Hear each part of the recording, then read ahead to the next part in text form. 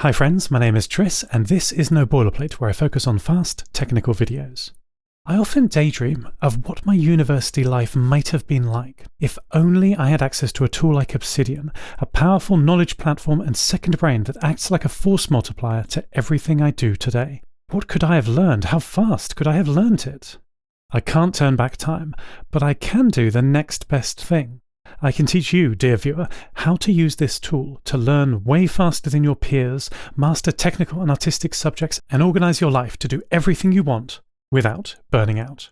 I dedicate my video scripts to the public domain. Everything you see here, script, links, and images, are part of a markdown document available freely on GitHub and my website, namtao.com. Hello, past Tris. It's me again, future Tris. You're still spending all my money, I see. Good for you.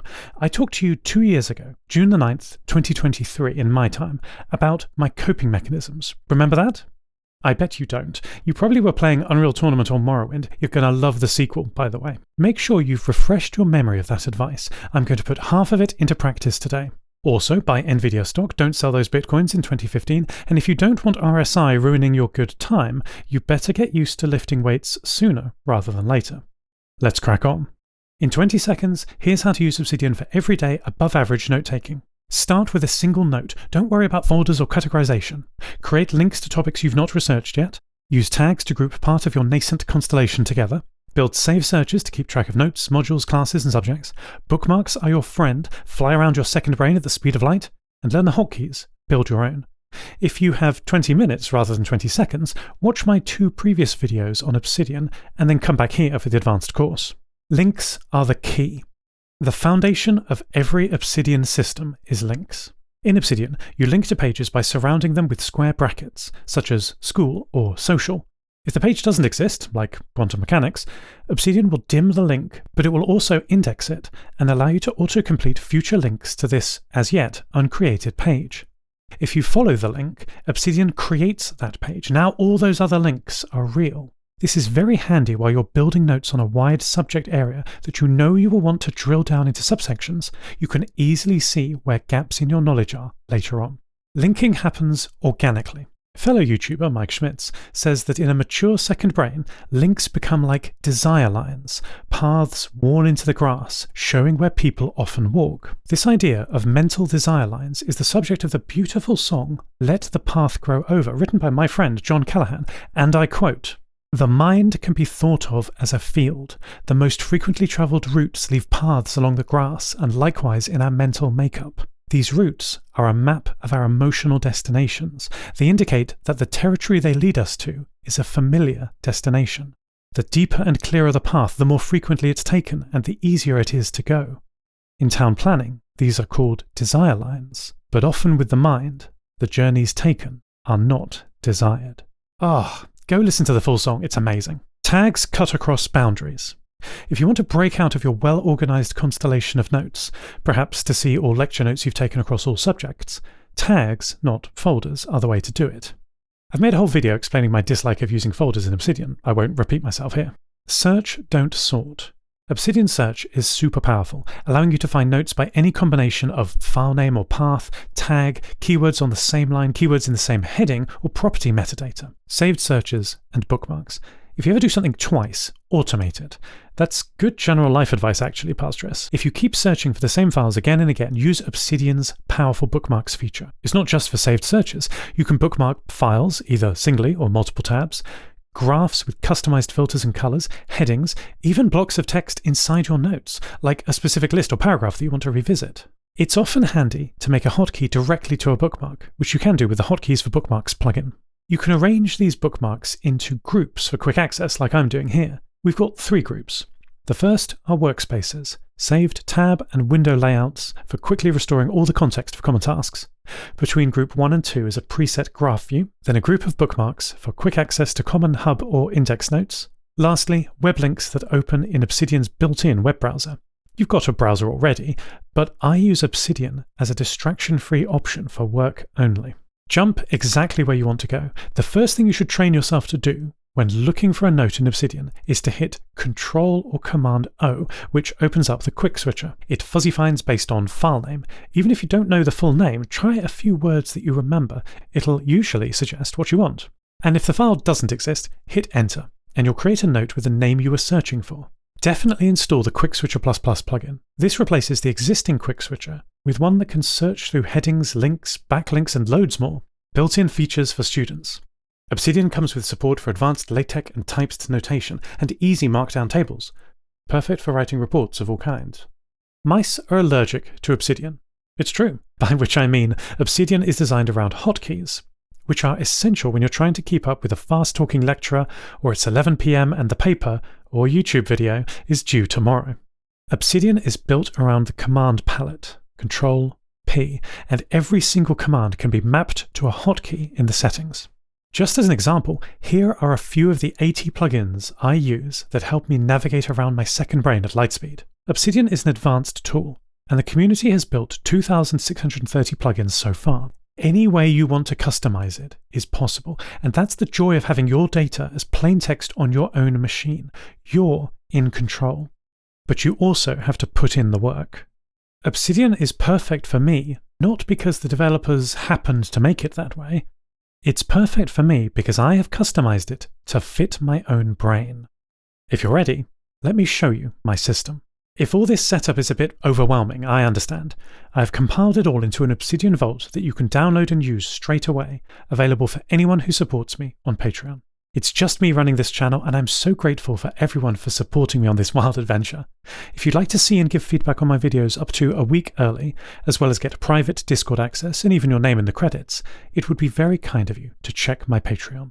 I'm also offering a limited number of mentoring slots. If you'd like one-to-one tuition on Obsidian, personal organization, web programming, creative production, or anything that I talk about in my videos, do sign up and let's chat. 2 existing frameworks have principally informed my system. Zettelkasten, a system for building and using your linked knowledge, and GTD, a lightweight task and project management system. I have spent the last 5 years distilling, evolving, and experimenting with my Obsidian Vault. I've simplified and integrated both these techniques into what I'm unfortunately calling the FLAP system. The system has 3 parts. In short, capture, take notes on lectures, literature, and your own fleeting thoughts.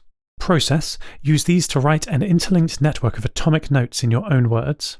And write, compose clusters of atomic notes into essay outlines, exam revision, or all kinds of writing and thinking with a lightweight project management system that I can scale from 1 to 1,000 ongoing projects. Today we will focus on the inputs to this system. Part 1. Capture. Tris, you have to make notes. I know you think you can get by with just attending lectures and absorbing the information like you always have. I don't blame you. I thought that worked for a while too, but it won't scale. Your job right now isn't just to learn to pass exams, it's also learning to learn. If you coast through school as I did, relying on your smarts, you will have missed picking up this key skill. And it's annoying to learn later when your smarts run out. So many of our friends, colleagues, and acquaintances say the same. Everything seemed easy until suddenly it wasn't. The biggest cause of this for us was skipping learning to learn and only learning for tests. But in doing that, I missed preparing for the real test. What is the real test? Well, according to John Green, the test will measure whether you are an informed, engaged, and productive citizen of the world, and it will take place in schools and bars and hospitals and dorm rooms and in places of worship. You'll be tested on first dates, in job interviews, while watching football, and while scrolling through your Twitter feed. The test will judge your ability to think about things other than celebrity marriages, whether you're easily persuaded by empty political rhetoric, and whether you'll be able to place your life and your community in a broader context. The test will last your entire life, and it will be comprised of the millions of decisions that, when taken together, make your life yours. And everything will be on it. I know, right? So pay attention. Fortunately, passing John Green's test is simple, if not easy, and it all starts with note-taking. Note-taking is the input to your digital second brain, an augmentation of your eyes and ears and working memory for when you exceed the capacity of your biological first brain. There are 3 types of notes I will teach you today, though you may discover more, and they're all actually designed for the same purpose. Lecture notes. This is the kind of note-taking most students are familiar with, taking notes in class. You listen to the teacher and write down the facts and figures that seem most important. There's a reason their use is so widespread. Writing down what we have heard reinforces the lesson and aids memory. It's a good start, but all too often this is where learning finishes.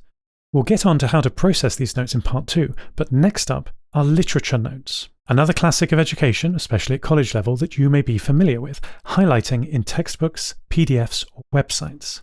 I know you've never read a textbook in your life past Tris, but you should really try it. When taking literature notes, you read through the coursebook, guidelines, handbook, legal cases, or whatever it is that you are studying, and make highlights or copy and paste critical sections that you know are significant, in the hope this will stick them in your brain. It won't, but this process is a vital start. Fleeting notes. Now we're getting to the good stuff that you haven't heard of yet, despite everyone using fleeting notes. Notes scrawled on scraps of paper or the back of envelopes or messages or emails to yourself, reminders, shopping lists, these are all examples of fleeting notes. What makes a fleeting note fleeting is that once it has helped you remember something, you throw it away or delete it. They're supposed to be temporary. As Alan Watts says, don't drag the raft with you after you have crossed the river with it. The way to think about fleeting notes is that they are highlights from the live radio broadcast that is your internal monologue and thoughts. The DJ plays an eclectic mix of hits and flops, highs and lows, the manic and the depressive. It's difficult to predict when she'll put on a banger of a new track that will make you feel fantastic, or if she'll retell the story about how you called the teacher mum in school that one time. Don't worry, past Tris. Your secret is safe with me and 290,000 of my closest friends. If you've been doing your job right and consuming high-quality media, such as books, films, video games, and videos, you will begin to be visited by ideas. Most of these ideas will be one of 3 kinds in my experience: new ideas, existing ideas, and blends of other ideas. The very first thing you must do with these is capture them safely. If you feel like your head is bursting with thoughts but they never get realized, you might be missing this step. This is the most important feature of notes of any kind: capturing ideas, tasks, and information. At first, it's critical to capture, but not do. This is so vital, I've given it a name: the temporal contract. Fancy, right? The temporal contract is between you and yourself yesterday and yourself tomorrow. It has the potential to triple your powers, as you can recruit help from your past and future selves instead of going it alone today. You must only do 2 simple things to fulfill your obligations to your past self and your future self. 1. You must store all fleeting notes safely in a single trusted system. And 2.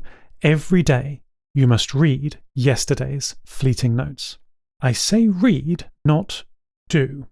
I ignore things my past self wants me to do all the time. Yes, I'm talking about you, past Tris. Your ideas are weird. But just like the Victorian notion that a gentleman need not know Latin, but he must have at least forgotten it, you do not need to do what your past self asks. But you must have at least read it. If it doesn't vibe with you when you first read it, keep it in the list, read it again tomorrow.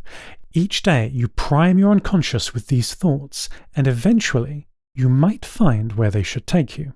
So, enough theory. Let's implement this capture process in Obsidian. Most of the features we'll be using are built-in, but we'll be using the following extra plugins, so install them from community plugins inside Obsidian settings. The Readwise plugin for capturing literature notes from books, videos, podcasts, web pages, everywhere. The QuickAdd plugin for capturing our fleeting thoughts from anywhere within Obsidian. And the Spaced plugin not just for learning, but resurfacing snoozed fleeting notes. Readwise, not sponsored, has revolutionized my learning by reducing friction in the capture process to nearly 0. It is a genius piece of middleware that syncs sources of highlights, such as ebook readers, PDF clients, or web browsers, to places where you can process these highlights, such as Notion, Evernote, and most importantly for us, Obsidian. You can write literature notes without using Readwise. There are alternatives available, or you can copy and paste manually like I did for years, but its workflow is so frictionless and it supports so many sources that it is well worth the small monthly fee. My friend Sergio was the first to explain Readwise in a way I understood. Do check out his channel here.